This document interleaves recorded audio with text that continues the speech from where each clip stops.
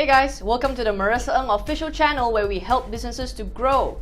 So today's question, of course, is how do we increase productivity? Yeah, and of course, the example that I gave is if you're looking at a $1 million business and the manpower cost is $200,000, that's 20% that is required to be able to generate that $1 million revenue. But if you take a look at a similar business that's also probably making $1 million, but it requires $400,000 of manpower cost a year, that's 40%. So if you take a look at this, which company is more productive? Of course, it's a company that requires less cost to be able to make up that same amount of revenue. Yeah. So today we're going to talk a little bit about how do we increase productivity. And guys, if you've not watched my earlier video on how to identify if your business is going through a lull in productivity, please catch that one as well before you watch this one on how to increase productivity. And for those of you who are not yet subscribed to the Maresa Ng official channel where we send you tons of business insights like these and you don't want to miss out, also tick on the bell so that we notify you the minute we get a fresh video out. Alright, so let's get into it. Let's talk about how do we increase productivity in your company. Number one, evaluate your team meetings. Are your team meetings too long? Yeah, do your team meetings actually help initiatives and projects to move forward? Are the team meetings regular, or do they happen as and when the boss is in town or is in the office, is in the area? You know, how regular your team meetings do set the momentum for people to get things done, to execute, and hence increase productivity. Number two, review the job descriptions and the key performance indicators, the KPIs of each employee. Now, when I say do a review, do a performance appraisal, a performance evaluation, because it keeps people on track on what they need to do. And this is really, really important because if you are like a lot of businesses tend to give more work to the people that are performing. And sometimes they're doing stuff that are outside of their job description.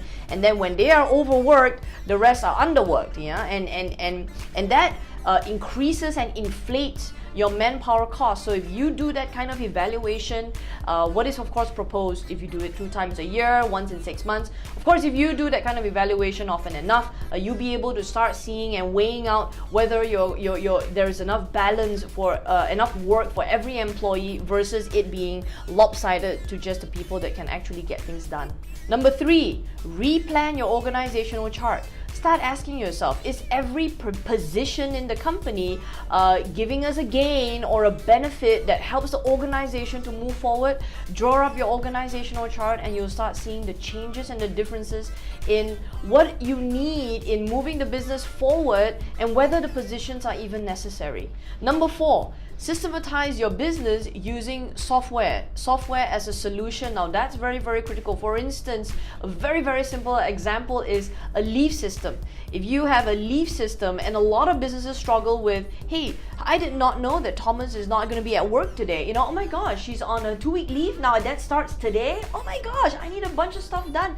And if you're struggling that way and you're going like, oh, now that's firefighting. If you watch my earlier video and how to identify, that's firefighting, that's chaos, and you got to bring those employees that are on leave and you got to bring them back, then perhaps what you need is to start using a leave system instead of it being manual, and a lot of information just gets lost in transit.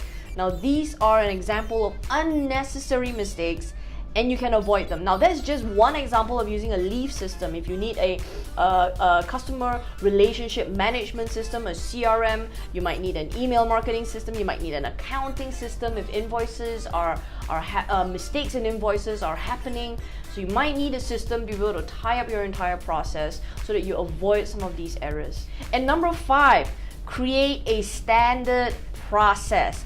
Sometimes there are just so many ways to skin that cat, especially if you're in a service-based business. There are many, many ways to be able to make a client, a customer feel good. Yeah, and so standardize the process. Is why they have these things called standard operating procedure, so that process flows are in place. But remember this, part of the work is to be able to draw it all out and have those boxes, arrows, and a checklist of the things that you need to do. But this is the thing, that's half of it. The other half is actually taking the time to retrain your team. When you retrain your team, even if they say, boss, I've been around for the last 3 years, 4 years, 5 years, 10 years. I know this company inside and out. They may say that to you, but mistakes are still happening. Retrain everybody. Don't let them say that to you and then let the mistakes still keep happening, because that's only going to cause a struggle, and the customers' reviews may just even drop because of that. So retraining the team is going to be very, very important. It's a lot of work, but it's going to pay off. Yeah. And so guys, that's the top 5 for how you increase productivity in your business. Of course, all the best, because being in business is about having more life. Take care, and I'll see you next week.